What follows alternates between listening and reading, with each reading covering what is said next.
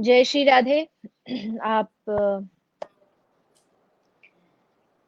सभी भक्तों की ओर से, मेरी ओर से और हम सब की ओर से हमारे मध्य में परम पूज्य आचार्य श्री लोकेश मुनि जी महाराज पधारे। महाराज जी, आपका बहुत बहुत स्वागत, आपका भी अभिनंदन हम सब की ओर से प्रणाम।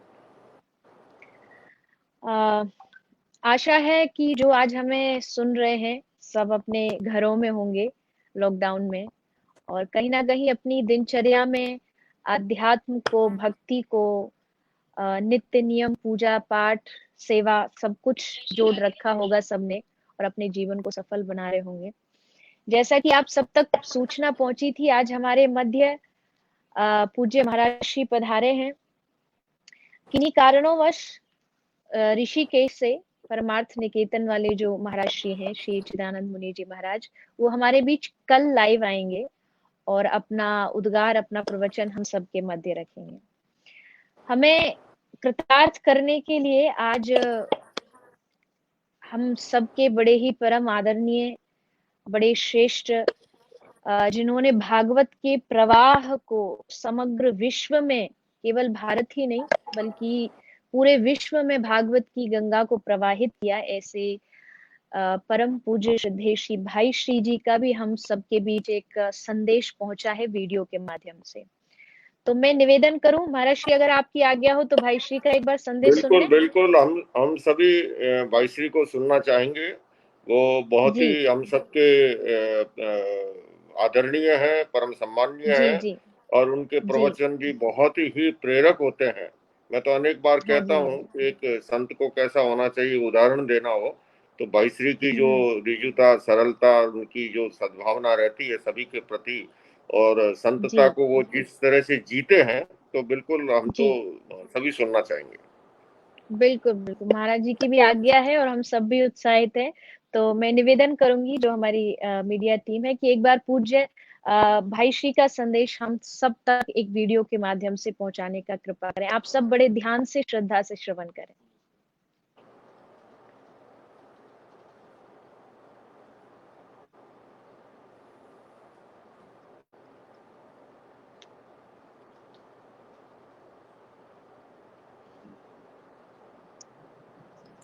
लॉकडाउन के समय से हम गुजर रहे हैं।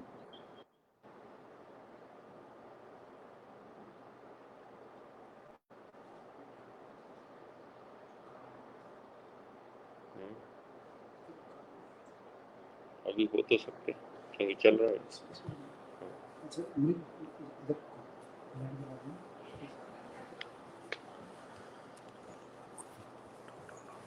अनेक महापुरुषों के द्वारा अनेक प्रकार के प्रयास हो रहे हैं, अनेक प्रकार का कार्य हो रहा है। कई लोग निरंतर सेवा कार्यों में संलग्न हो रहे हैं और ये बड़े ही संतोष गौरव की बात है। आएगा तो पता लगेगा। ऐसे समय में हमारे भारत के लोग एक दूसरे को उपयोगी बनने के लिए बहुत उत्सुक रहते हैं और सक्रिय योगदान उसमें करते हैं। बड़ा वचन है, आप लोग जानते ही हैं, किसी के काम जो आए उसे इंसान कहते हैं, और पराया दर्द अपनाए उसे इंसान कहते हैं।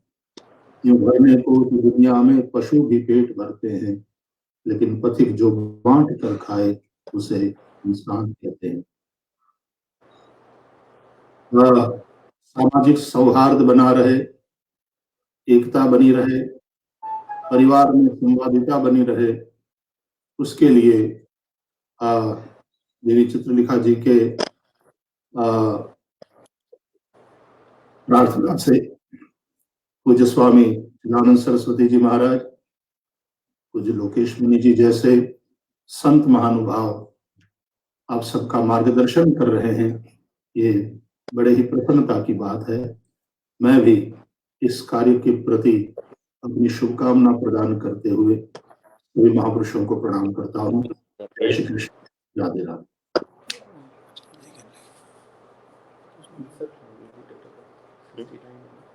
किसकी 61 17 अप्रैल 1961। साध्वी जी की आवाज नहीं आ रही, म्यूट किया है क्या किसी ने? ये तो खुद ही म्यूट किया। जी 1 मिनट, हाँ अब अब आएगी। अब आया। जी जी।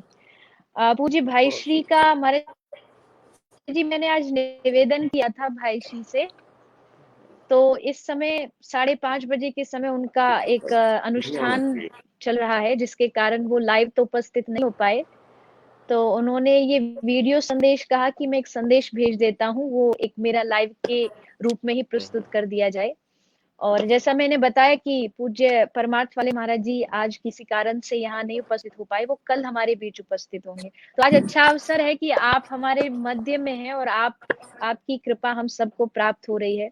मैं लोगों को बता दूं कि महाराज श्री का बड़ा स्नेह मुझे प्राप्त होता है। कोई भी कार्यक्रम हो, कोई भी आयोजन हो, कोई भी धर्म सम्मेलन हो, तो पूज्य श्री अवश्य पधारते हैं। कोई भी कार्यक्रम में आपकी उपस्थिति हमेशा होती है। गौ सेवा धाम में भी आप पधारे हैं और साथ ही साथ दिल्ली में महाराज जी को अगर शायद स्मरण हो महाराज जी, तो दिल्ली में रोहिणी में एक सम्मेलन हुआ था, उसमें आप प्रथम बार पधारे थे। उसमें सभी धर्मों के धर्म गुरु उपस्थित हुए थे और तब आपका प्रथम दर्शन हुआ और तब से आज तक आशीर्वाद मिल रहा है। आचार्य बालकृष्ण जी महाराज थे हमारे जी मुस्लिम परंपरा से, कल्बे रिजवी जी थे, सभी हम साथ थे। हाँ जी जी जी जी। और वहीं से फिर एक महाराज श्री का एक आशीर्वाद का वरद हस्त पूरे हमारे परिवार, पूरे ट्रस्ट परिवार के ऊपर बना रहा। तो मैंने महाराज श्री से निवेदन किया था कि महाराज जी, सब लोग लॉकडाउन में कहीं ना कहीं घर में सोच ही रहे क्या करें क्या ना करें, कुछ अच्छे विचार में जाएं। कई लोग मोटिवेशनल वीडियोस सुन रहे हैं कि कुछ अपने आप को और मोटिवेट कर सके। तो मेरे ख्याल से एक अच्छा अवसर था कि पूज्य आचार्य जी आप सबके मध्य पधारे और आप सबका मार्गदर्शन करें। तो सबसे पहले महाराज जी आपका फिर से बहुत बहुत स्वागत और प्रणाम।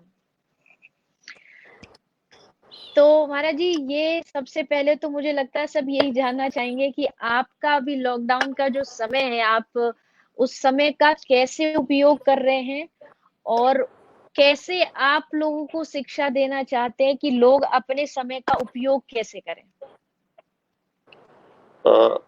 सबसे पहले तो मैं देवी चित्रलेखा जी को इस अद्भुत प्रयास के लिए साधुवाद देता हूं कि उन्होंने आज सबको एक साथ एकत्रित करने का प्रयास किया। और अभी हमने पूज्य भाई श्री को सुना, पूज्य स्वामी चिदानंद जी महाराज परमार्थ निकेतन से, उनको भी आज हम सुनने वाले थे, पर जैसा अभी अचानक बताया कि उनको आज किन्हीं आवश्यक कारणों से संभव नहीं हो पाया है। और थोड़ी देर के बाद में हम संभवतः हमारे प्रिय मित्र हैं गोस्वामी पुंडरीक जी महाराज, उनको भी सुनेंगे। तो सचमुच में देवी चित्रलेखा जी ने जो ये प्रयास किया है, अब लॉकडाउन, अगर मैं इसको हिंदी में जब करने जाते हैं तो लोक मेरा नाम ही है, तो मैं ये कहना चाहूंगा कि हम कहीं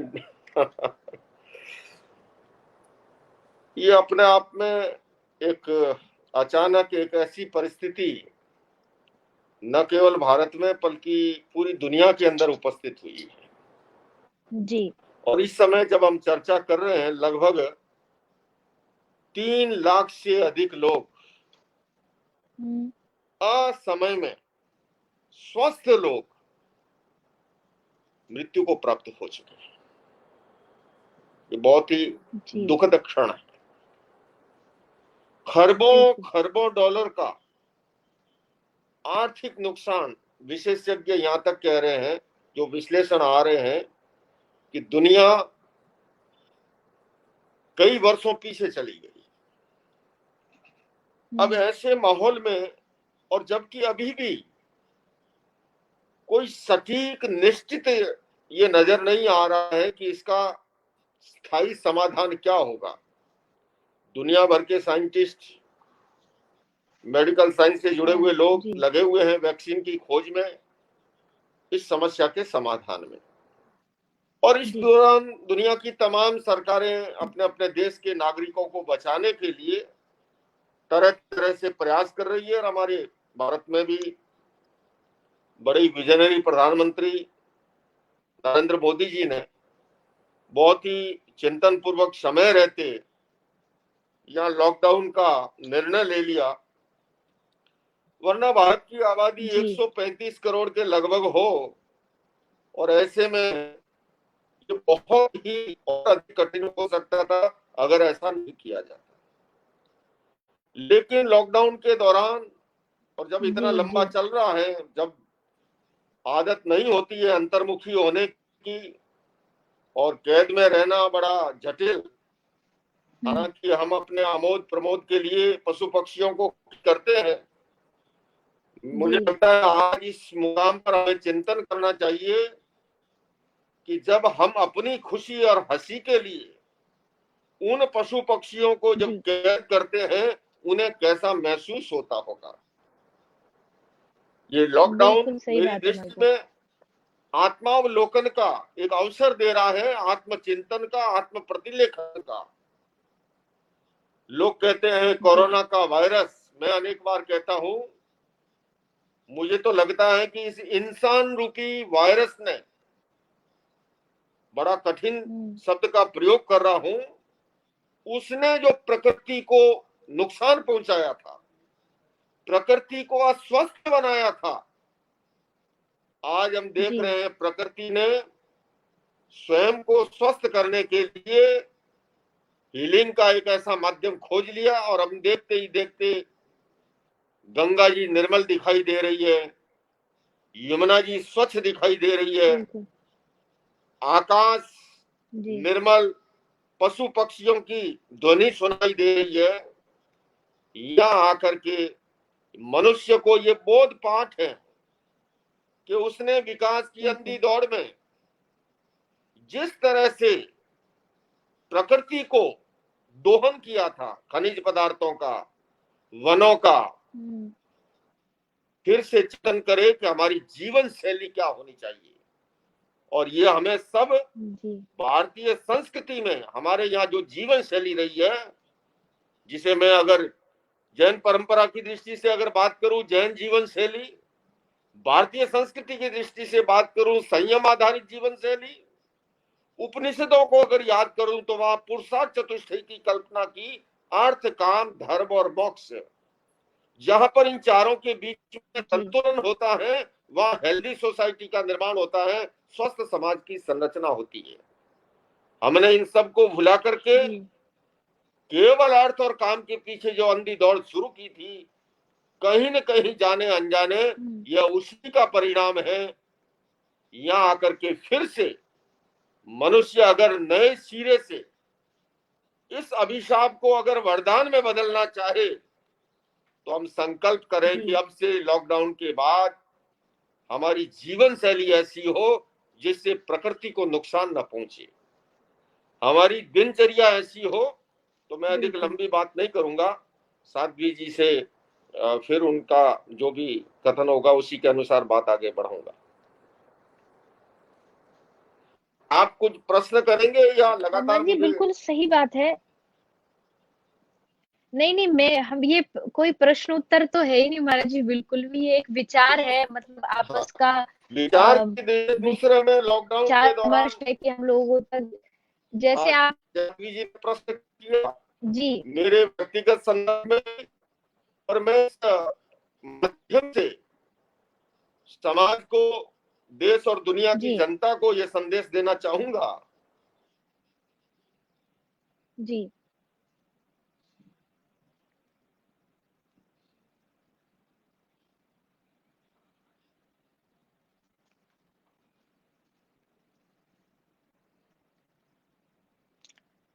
मुझे लगता है शायद श्री महाराज श्री का नेटवर्क का कोई इशू है, तो महाराज श्री हमें उद्बोधन तो दे ही रहे हैं, अभी थोड़ा बहुत चेक करके वो वापस पुनः हमारे मध्य उपस्थित होंगे। तो मैं महाराज जी की ही बात को एक बार, उन्हीं के विचारों को जो हम सबके मध्य वो प्रस्तुत कर रहे थे कि किस प्रकार, जी महाराज जी, तो महाराज जी हम सबको अपना विचार, हाँ जी आ रही है हाँ, आ रही है। तो महाराज जी हमें मैं ये निवेदन कर रहा हूं कि इस अभिशाप को वरदान में बदलने के लिए इस समय का अपने जी बच्चों को संस्कार देने के लिए कुछ समय का नियोजन करें। हम हवा में उड़ रहे थे, इस और बिल्कुल हमारा ध्यान नहीं होता था। इसको अगर हम इस तरह से समय का उपयोग करेंगे तो लॉकडाउन भारभूत नहीं बनेगा।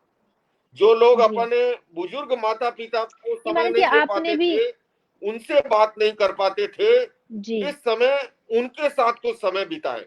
जो अपने स्वयं के साथ बात नहीं कर बिल्कुल पाते थे, स्वाध्याय के द्वारा, मेडिटेशन के द्वारा, प्राणायाम के द्वारा, और साथ साथ में ये अवसर है समर्थ लोगों के लिए सेवा का। आज लाखों की बिल्कुल सही संख्या बात में मजदूर भाई बहन, अभावग्रस्त भाई बहन सड़कों पर हैं। सरकार अपनी तरह से व्यवस्था करने में लगी जी है, लेकिन एक अकेली सरकार भी कर सकती जबकि समाज के जब तक हर व्यक्ति का सहयोग न हो। एक एक व्यक्ति को इसके लिए सहयोग में बिल्कुल मैं निवेदन करना चाहूंगा, जो जिस धरातल पर है अपने से जो कुछ हो जी सकता है इस दिशा के अंदर अगर बूंद बूंद से घड़ा बढ़ता है, अगर हम ऐसा करेंगे तो इस समय में समय निकल जाएगा किंतु नजीर हमेशा याद रहेगी। तो इस दृष्टि से भी अगर उपयोग करेंगे तो ये लॉकडाउन पर है भारभूत नहीं बनेगा। और भाईश्री अभी जैसे कह रहे थे, पराया दर्द जो समझे, मैंने जी कहा भी है कि गिरते हुए को बचाए वो सहारा है, से इंसान और कहते डूबते हैं हुए जी को उबारे वो किनारा है। अरे लिपटे रहते हैं खुशी के समय में सारे, पर जो आफत में साथ दे वो हमारा है। तो जो अभावग्रस्त हैं या जो वाह बहुत मूक पशु सुंदर पक्षी हैं, इस दृष्टि से जी देवी चित्रलेखा जी हमारे सामने एक प्रेरक उदाहरण है।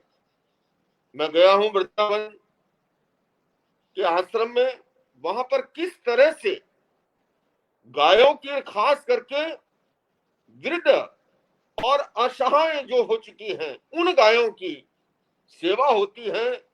मैंने कहा था उस मंच से जी कि बूढ़े माँ बापों की आज सेवा कठिन हो गई है। ऐसे समय के अंदर जिस तरह सेवा मैंने अपने आंखों से, पूज्य योग ऋषि रामदेव जी महाराज भी साथ थे, हमने पूरा भ्रमण किया था, आज भी वो तस्वीर मेरी आंखों के जी सामने जी है।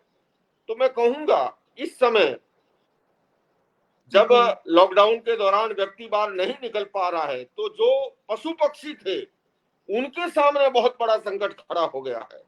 ऐसे समय में हम अपने कर्तव्य का, अपने दायित्व का, अपने धर्म का, सही और बात मुझे लगता है मानव सेवा से बड़ा कोई धर्म नहीं है, सेवा से बड़ा कोई धर्म नहीं है। हम सभी इसमें जुटे और इस लॉकडाउन के समय का इस तरह से उपयोग करें, अपनी आत्मा को भावित करें, अपनी भावी पीढ़ी को संस्कारी बनाएं, और अपने आप को भी समय देकर के एक ऐसी दिनचर्या का आप निर्धारण करें कि आने वाले समय में भी धर्म का विकास से विरोध नहीं है, धर्म का डेवलपमेंट से विरोध नहीं है, किंतु धर्म का यह अवश्य कहना है कि जो विकास अध्यात्म की नींव जी आधारित होता है वो जीवन में वरदान बनता है, और नहीं तो कभी कभी अभिशाप बन जाता है।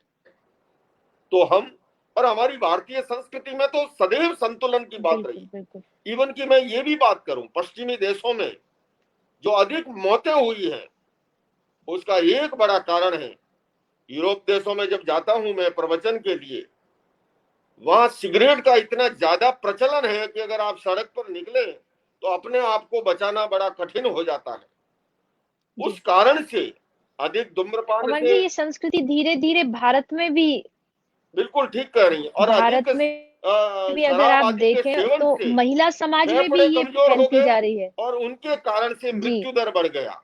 हमारे यहाँ पर हमारी रसोई प्रणाली जो रही है उसके अंदर इस प्रकार का हमारे पूर्वजों ने, कहने को तो हम कह देते हैं आज विज्ञान की बात करते हैं, किंतु हमारे पूर्वज कितने बड़े वैज्ञानिक थे। हमारे 3 तत्व हैं शरीर के, वात पित्त और कफ। अगर तीनों का असंतुलन हो जाए व्यक्ति अस्वस्थ बनता है।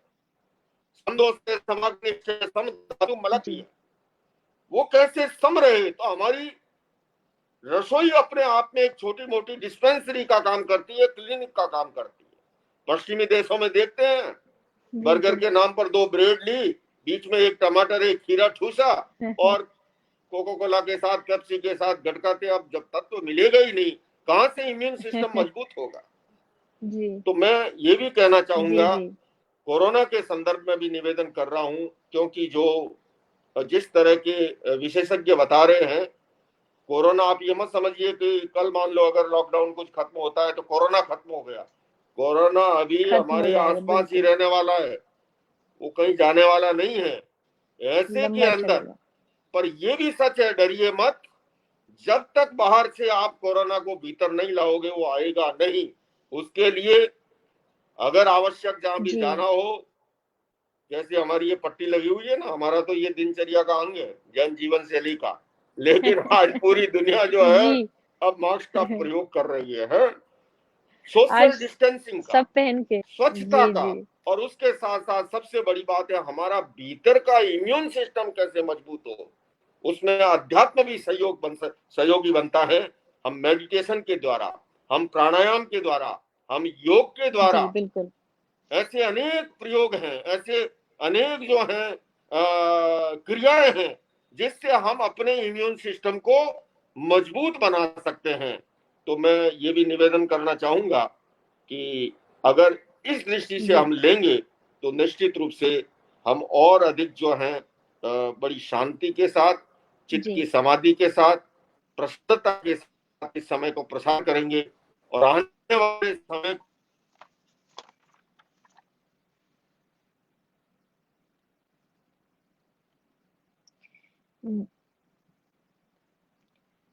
महाराज जी हमें बड़ा सुंदर विषय अपनी वाणी के माध्यम से हमारे मध्य प्रस्तुत कर रहे हैं। और मुझे लगता है कि हमें इस पूरे लॉकडाउन में यही एक शिक्षा संत महापुरुषों से प्राप्त होती है। अभी जैसा महाराज जी ने कहा, महाराज जी कई बार क्या होता है ना, अभी भी कई लोग बातचीत करते हैं तो हमेशा यही लोगों को मैंने बोलते देखा है अभी के कुछ दिनों में, अरे बड़े परेशान हो गए हम तो, घर पे पड़े पड़े बड़े बोर हो गए, टाइम पास नहीं होता।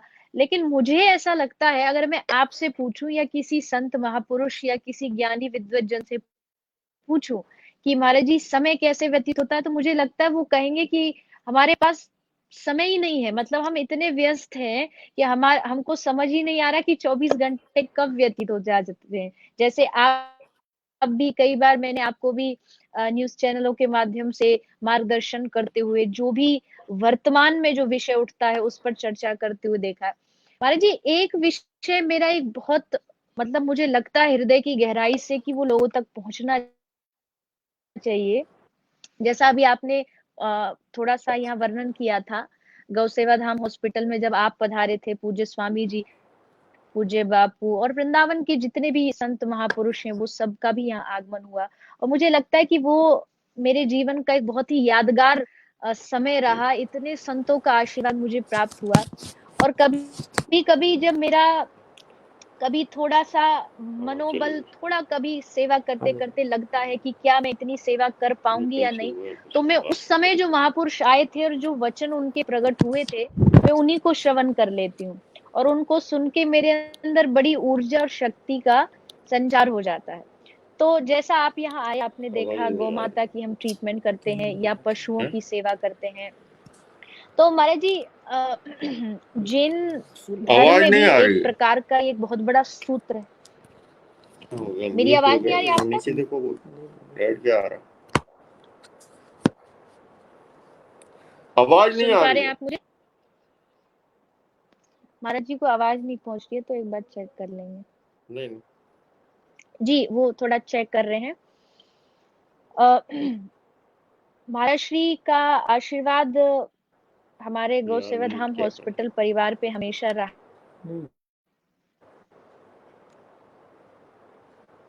हो गया तो जी जी वो प्रयास कर रहे हैं आपकी आवाज, मेरी आवाज आप तक पहुंच जाए। एक बार बाकी कम शायद से कम मुझे महाराज श्री साउंड को कुछ डिस्कनेक्ट करके फिर से कम वापस पता आना लगता है पड़ेगा। पिछली बार। तो महाराज जी हमें बता रहे थे सारा जो विषय है फिलहाल के समय में लॉकडाउन का, लोगों तक अपने विचार पहुंचाते हुए। महाराज जी मेरी आवाज आ रही है? अभी सुन पा रहे हैं आप मुझे? ठीक है।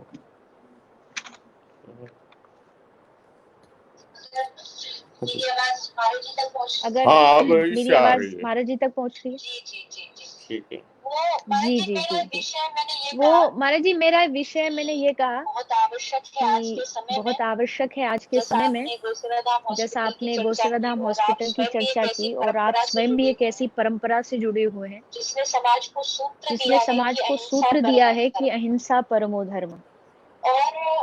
और आज का जो युवान है वो कहीं ना कहीं इस मार्ग से भटक रहा है, अर्थात उसको मांस खाने में बड़ा रुचि आती है, उसको अच्छा लगता है पशु पक्षियों का जो मांस, और फिर धीरे धीरे गौ मांस भी भारत में फैलने लगा।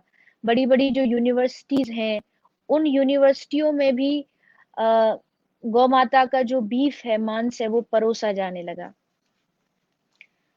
तो कहीं ना कहीं आपका उन युवाओं को क्या संदेश है जो हिंसा की ओर बढ़ रहे हैं, जो अपने खान पान को बिगाड़ रहे हैं? क्योंकि हमने शास्त्रों से सुना है जैसा आपका आहार होगा वैसे ही आपके विचार होंगे।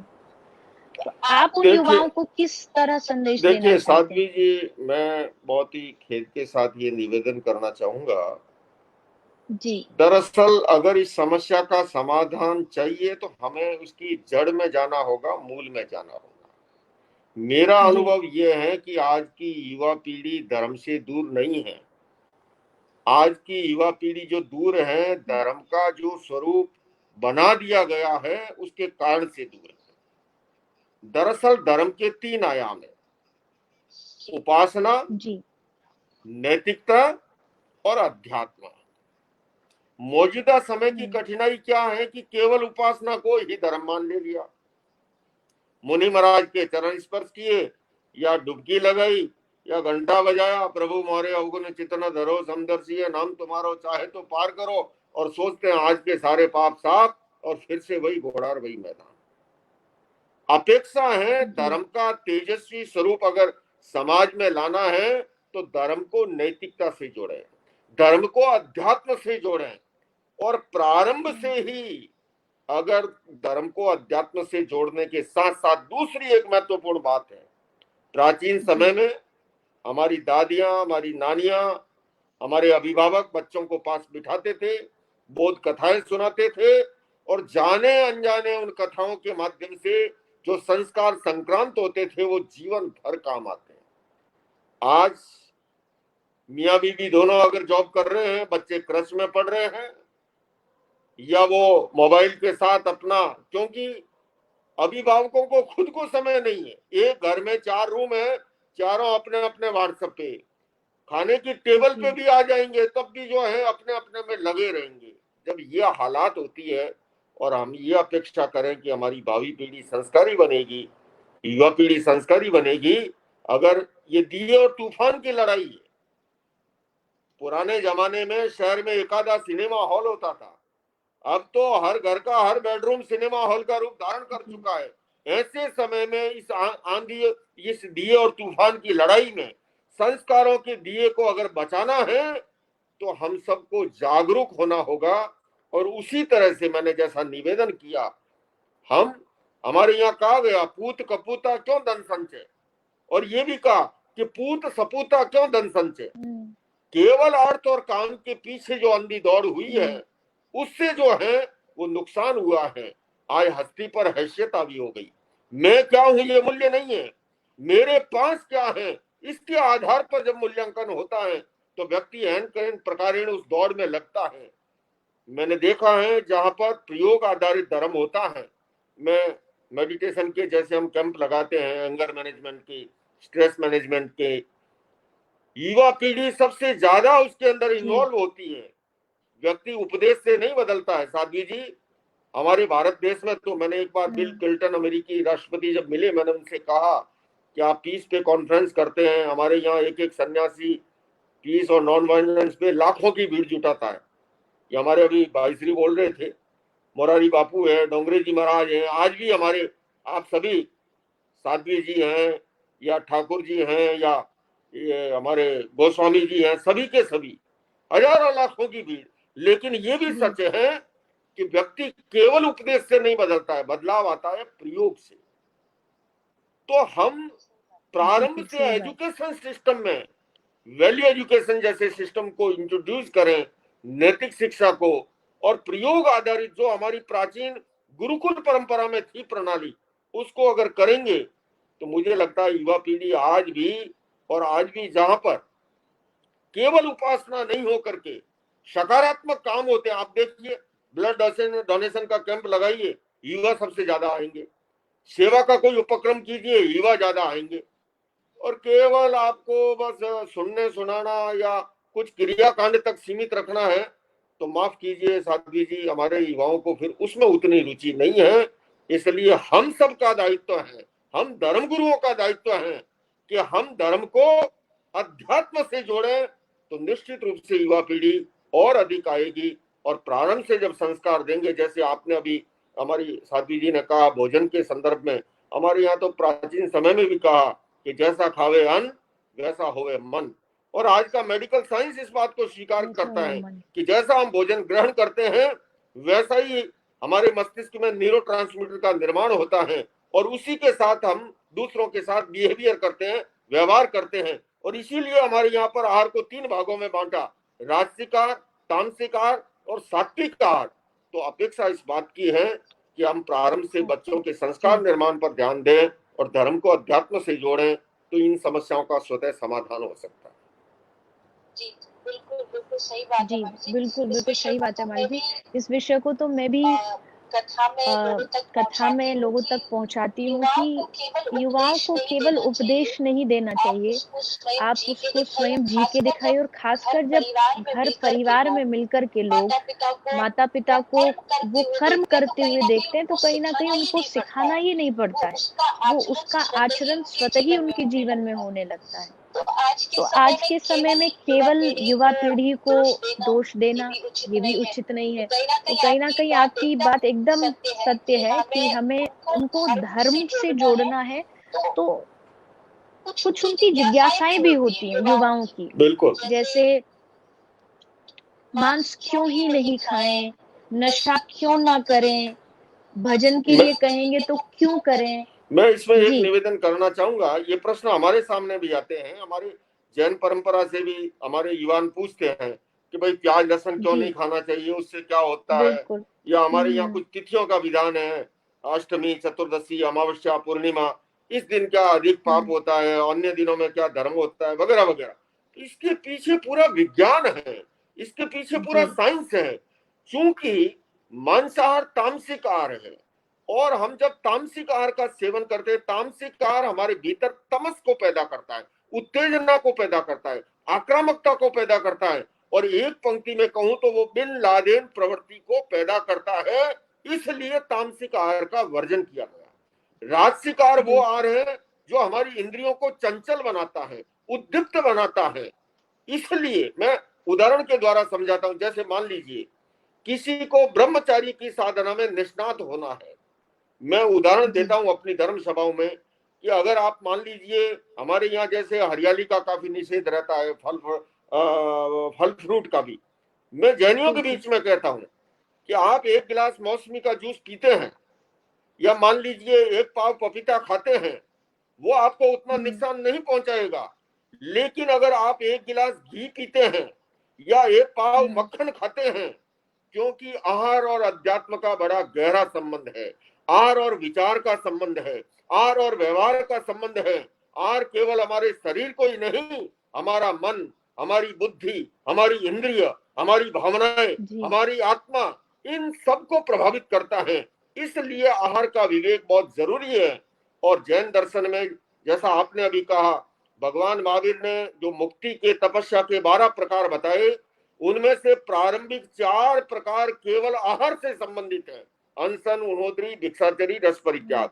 मैं फिर से कहना चाहूंगा, अगर हमें तलहटी से शिखर तक की यात्रा करनी है अध्यात्म की, तो तो अध्यात्म की ABCD जो है वो आहार से शुरू होती है।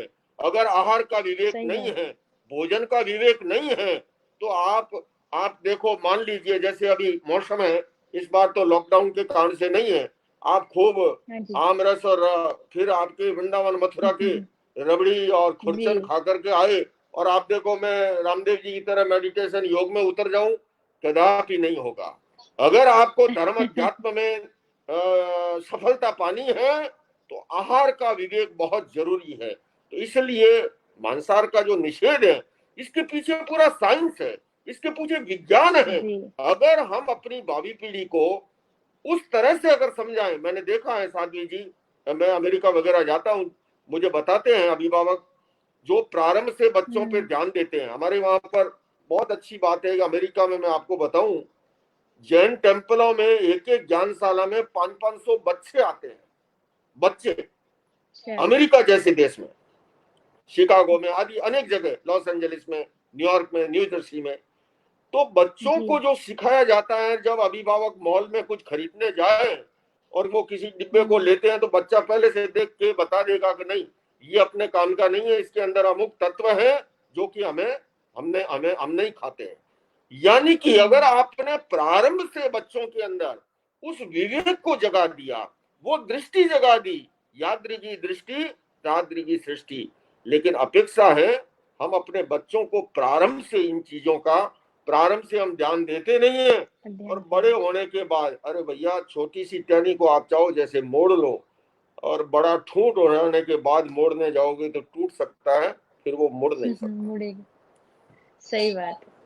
महाराज जी, इस भोजन के विषय में मैं कहूँ तो हाँ, मेरी भी एक कथा हुई थी मेम्फिस टेनेसी में, और वहाँ बहुत सारे जैन परंपरा के लोग रहते हैं। तो एक भक्त थे जैन परंपरा से ही, मनोज जैन जी उनका नाम था, बहुत बड़े अच्छे डॉक्टर।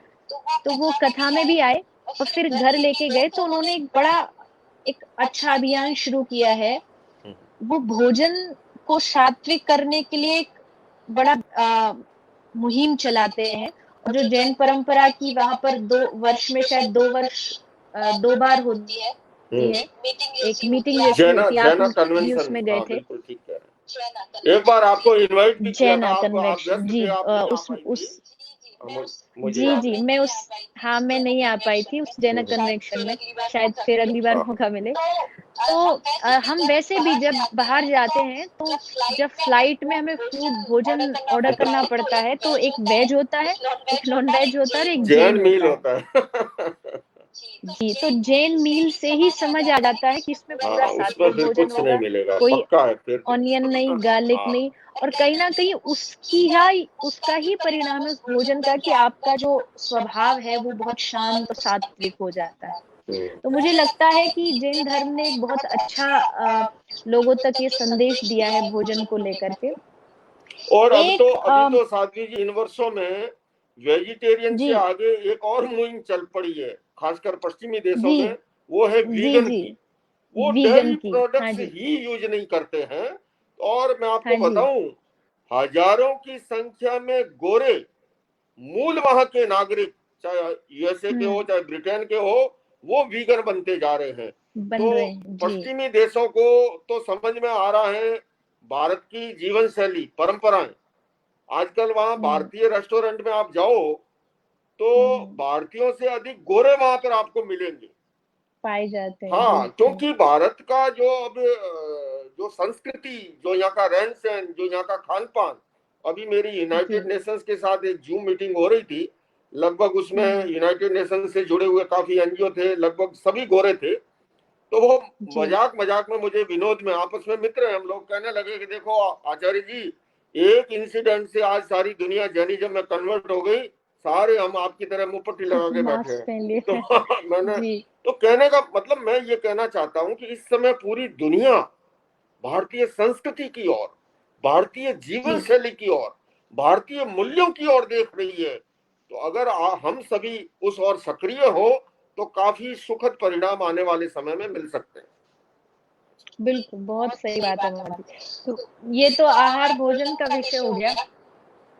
एक विषय जिस पर मैंने हमेशा आपको बोलते हुए, अपना विचार व्यक्त करते हुए देखा है। कहीं न कहीं आप देख रहे हैं कि समाज में एक सुहृद जो भाव है या जो प्रेम का, एकता का जो भाव सब में बना रहता है, उसमें कहीं-कहीं, कभी-कभी थोड़ी-थोड़ी रुकावट आ जाती है या कुछ लोग उसके विघ्न में खड़े हो जाते हैं। और आप हमेशा इसके साथ खड़े रहे हैं कि जैसे आप एक जैन धर्म की परंपरा से उसका निर्वहन करते हैं, लेकिन उसके बाद भी आप जितने भी धार्मिक आयोजन होते हैं, सेवा कार्यक्रम होते हैं, आप सब में उपस्थिति देते हैं। तो ऐसा मुझे लगता है कि लोगों तक एक ये संदेश आपके माध्यम से जाना चाहिए कि आप किसी भी धर्म से जुड़े हों, किसी संप्रदाय से जुड़े हों, किसी क्षेत्र से जुड़े हैं, किसी जाति से जुड़े हैं, एकमात्र जो सबसे बड़ा भाव आपसी प्रेम, आपसी एकता वो कैसे बनाए रखें और कहीं न कहीं समाज में जो बढ़ रही नफ़रत है उसको नहीं, दूर कर सकें। बहुत ही साध्वी जी, आपने ये समसामयिक मुद्दा उठाया है और आप तो शायद संकोच पर थोड़ा उसको लचीला करके कह रही है। इसकी थोड़ी नहीं, बहुत ज्यादा जरूरत है आजकल, है ना। जी, कभी कभी तो मीडिया, न्यूज या ये सोशल मीडिया पे जाने का मन इसलिए नहीं करता है, इतनी नफरत भरी पोस्टें आती है। मैं अनेक बार जी, कहता सही हूं, बात। हमारे देश के प्रधानमंत्री तो स्वच्छता की बात कहते हैं। मेरा हुँ, कहना है कि गली का कचरा तो फिर भी साफ हो जाएगा, किंतु ये इंटरनेट के माध्यम से, मोबाइल के माध्यम से हम जो लोगों के दिमाग में, भावी पीढ़ी के दिमाग में जो कचरा भेज रहे हैं, इसको निकालने में फिर पीढ़ियां लग जाएगी।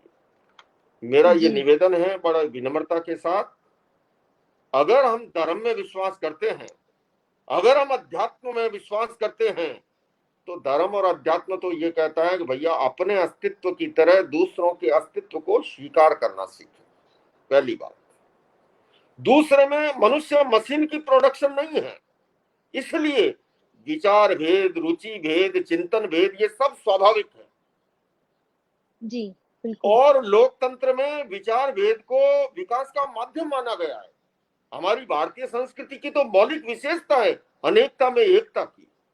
बहुलतावादी जी, संस्कृति हमारे देश का गौरव है, इसीलिए दुनिया भर में भारतीय इस बहुलतावादी संस्कृति, लोगों को आश्चर्य होता है, इतने धर्म, इतने संप्रदाय, इतनी अलग अलग वेशभूषाएं, भाषाएं, बोलियां, फिर भी एकता।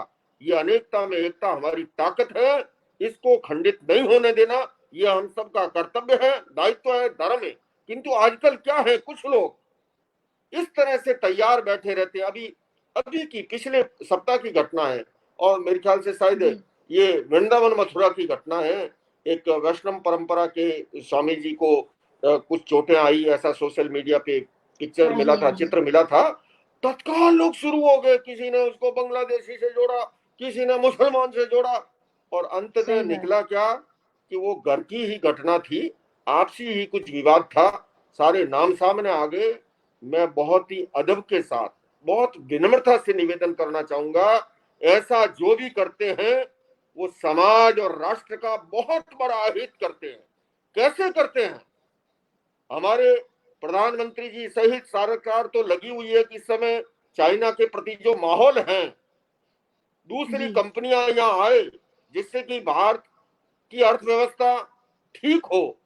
लेकिन मजबूत हो। इस प्रकार के कार्यों से, क्योंकि मैं अनेक बार कहता हूं, अगर सोसाइटी में शांति और सद्भावना नहीं है तो इन्वेस्टर भी नहीं आएगा। इन्वेस्टर भी तभी आएगा जब वहां पर पीसफुल एटमॉस्फेयर होगा। बिल्कुल किसी सही एक बात। व्यक्ति के कारण से पूरी कौम को जिम्मेदार ठहराना, अगर आज कोई लोकेश मुनि गुनाह करे मान लो, और पूरे जैन समाज को जिम्मेदार ठहराना, ये गलत होगा। और मैंने तो सदैव सच्चाई और अच्छाई का साथ देता हूं, मैं परवाह नहीं करता।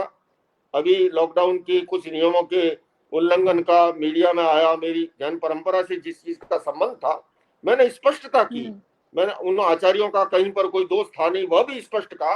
और श्रद्धा हुँ, आस्था का जहां अतिरेक हुआ, मैंने ये भी कहा कि ये गलत है, और हमें श्रद्धा आस्था का अतिरेक इस समय, क्योंकि कोरोना कोई जाति, बिल्कुल, धर्म और संप्रदाय देख करके नहीं आता है। तो चाहे कोई सही भी बात। हो, चाहे धर्म के लोग हो, चाहे राजनीतिक पार्टियां हो, मैं तो उन्हें भी निवेदन करना चाहूंगा, पर राजनीतिक पार्टियां कभी कभी अपने फायदे के लिए वो इस तरह की चीजों को जाने अनजाने मूक रह करके प्रोत्साहित करती है, लेकिन ये समाज हित में नहीं है। समाज के हर नागरिक को जागरूक होना चाहिए और उसे शांति, सद्भावना, प्रेम, भाईचारा, यही तो धर्म है ना। धर्म क्या है? धर्म है जी क्षमा, मैत्री, करुणा, दया, अहिंसा, प्रेम, ये धर्म है। लेकिन हमने संप्रदाय को ही धर्म मान लिया। अरे दो तत्व है, एक मान लीजिए केले का गुदा है और एक छिलका है।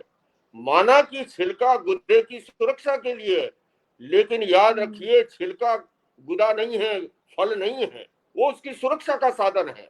तो धर्म और संप्रदाय के बीच की जो भेद रेखा है, मैंने अभी योगी जी के साथ जी उत्तर प्रदेश के मुख्यमंत्री जी के साथ एक दिन वीडियो कॉन्फ्रेंस थी, मैंने निवेदन किया था हाँ जी कि धर्म में तो राजनीति नहीं आनी चाहिए, किंतु राजनीति धर्म से प्रभावित होती है तो निश्चित रूप से वो समाज के लिए कल्याणकारी बनती है। तो मैं यहाँ भी कहना चाहूंगा, हमें धर्म के क्षेत्र में हिंसा, घृणा, भय और नफरत का कोई स्थान नहीं हो सकता।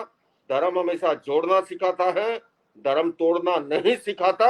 हमें इस बात को याद रख करके अपने धर्म का हम ईमानदारी से पालन करें, किंतु दूसरे धर्मों का भी हम आदर करें, सम्मान करें। यही हमारी महान संस्कृति है। बहुत सुंदर आचार्य जी, आपने इतना अच्छा मार्गदर्शन हमें प्रदान किया, सारे विषयों पर, सब बिंदुओं पर थोड़ा थोड़ा अपना प्रकाश डाला। और मुझे पता है आपका समय भी बहुत मूल्यवान है, पर फिर भी आपने मेरे एक छोटे से निवेदन पर ये प्रार्थना स्वीकार कर ली।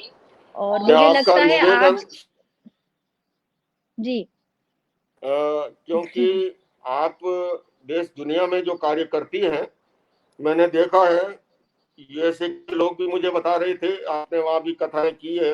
मैं जाता हूँ जी सिटी वगैरह, आपने कनाडा हाँ में जी की है, वहां के लोगों ने भी मुझे बताया। आपने लंदन में कथा की, वहां भी मेरे काफी है भाविक, उन लोगों ने भी बताया। और मैं यहाँ भी सोशल मीडिया के माध्यम से बराबर आपके कार्यों से परिचित होते रहे हैं। तो आपकी छोटी सी काया के अंदर बड़े विराट जो कार्य हैं, उन कार्यों के प्रति सबके मन में आदर का भाव है। और हमें तो खुशी होती है कि आप हमारे यहाँ भारतीय संस्कृति में नारी शक्ति की भी सदैव उसका एक विशिष्ट आदर और सम्मान का भाव रहा है। लक्ष्मी के रूप में, सरस्वती के रूप में, दुर्गा के रूप में। हमारी जैन परंपरा में 16 महासतियों का वर्णन मिलता है, प्रातःकाल उनका स्मरण किया जाता है। तो आप जिस तरह से कथाओं के माध्यम से भारतीय संस्कृति का, त्याग, संयम का, संस्कारों का प्रसार प्रसार कर रहे हैं, और उस हॉस्पिटल के माध्यम से जो सेवा का काम कर रहे हैं, हमारे मन में बहुत आदर का भाव है, बहुत सम्मान का भाव है। और मैं दूर बैठे एक भाई बहन के लिए यही शुभकामना करूंगा कि इसी तरह से आप निरंतर सेवा करती रहें। और एक मारवाड़ी का दोहा है कि सीरो खाता भी दांत घिसे तो घिसण दो, और रस्ते चालता भी लोग हंसे तो हंसन दो। सारी दुनिया को खुश सभी कभी नहीं कर पाए हैं। और ये दुनिया में तो ऐसा रूप भी है, बताऊं, पिता पुत्र जा रहे थे गधे पे बैठ के, लोगों ने देखा कि देखो कितने विचित्र लोग है, बेचारा एक गधा है, कमजोर है, ये दोनों बाप बेटे उस पे बैठ गए। तो उन्होंने सोचा ये तो ठीक नहीं हुआ, बेटा उतर गया। थोड़ी देर हुई, लोगों ने देखा, बोले देखो ये बूढ़ा सारा का सारा ऊपर बैठा है और बच्चा बेचारा घसीट रहा है। उसने देखा ये भी ठीक नहीं हुआ, पिता उतर गया, बेटे को बिठाया, थोड़े आगे गए, बोले देखो कैसा कलयुग आ गया है, ये बाप तो बेचारा रखड़ता चल रहा है और ये जवान जो है ऊपर बैठा है। दोनों उतर गए। थोड़ी देर आगे चले तो लोग बोले देखो इनके जैसे भी कोई मूर्ख मिलेंगे हैं, सवारी भी पास में, फिर भी दोनों चल रहे हैं, है ना। तो ये दुनिया में, हाँ ये जरूर है, हमारा मार्ग हमेशा सच्चाई और अच्छाई का होना चाहिए। मैं अनेक बार कहता हूं कि हम सच्चाई और अच्छाई के मार्ग पर चलें, और सच्चाई और अच्छाई के मार्ग पर चलते हुए फिर हमें और किसी की परवाह करने की जरूरत नहीं है। हमें सदैव सच्चाई और अच्छाई के मार्ग पर, तो आप जो कार्य कर रही है उन कार्यों के प्रति हमारे मन में बहुत आदर का भाव है। और भारतीय संस्कृति के साथ जैन धर्म जो जी और जीने दो की बात करता है। जैन धर्म जो है आपको पता है प्राणी रक्षा के बारे में, जीव दया के, हमारे यहाँ अनेक पांजरापोर, अनेक गौशालाएं, बहुत बड़ी संख्या में बहुत बड़ा जैन समाज का बजट इस पे भी खर्च होता है। और आपने तो उन वृद्ध गायों की सेवा की है, दुधारू गायों की करने वाले तो फिर भी मिल जाते हैं। तो वो मैंने अपनी आंखों से देखा है, ऐसे ऐसे केस देखे हैं, किस तरह से गायें मरणासन आती है, किस तरह से एकदम घायल अवस्था में आती है। और आप जो सेवा करती हैं सचमुच में वो हमें प्रभावित करती है, और मैं इसकी बहुत बुरी बुरी तहे दिल से सराहना करता हूँ। महाराज जी बहुत बहुत धन्यवाद। मुझे लगता है कि ये जो सेवा करने का बल मिलता है ये भी आप जैसे संतों के आशीर्वाद से ही मिलता है। कहते हैं ना कि जब आप कोई रसायन, कोई जड़ी बूटी लेते हैं तो आपकी शक्ति बढ़ती है, आपका शारीरिक बल बढ़ता है। तो मेरा शारीरिक बल संतों की कृपा और उनके आशीर्वाद से बढ़ता है। तो मुझे बहुत खुशी है कि आप सब महापुरुषों का आशीर्वाद जो हम सेवा कर रहे हैं उसे भी मिला है, और मुझे भी हमेशा संतों का आशीर्वाद प्राप्त होता रहता है। तो महाराज जी आज आप पधारे, आपने हमें मार्गदर्शन दिया, उसके लिए खूब खूब आभार। आशा है कि बहुत जल्द लॉकडाउन खत्म होगा और फिर आपके दर्शन का अवसर प्राप्त होगा। बहुत जल्द आप यहाँ आए एक बार, और कभी हम भी आपके वहाँ आकर के आपका दर्शन प्राप्त करें। जरूर, तो आपका हम सबकी ओर से सदैव आपका और स्वागत है, और आपका भी जी आभार, आपने अवसर दिया सबसे मिलने का। बहुत बहुत साधुवाद। जी, सबकी ओर से आपको खूब खूब प्रणाम। राधे राधे, जय श्री राम।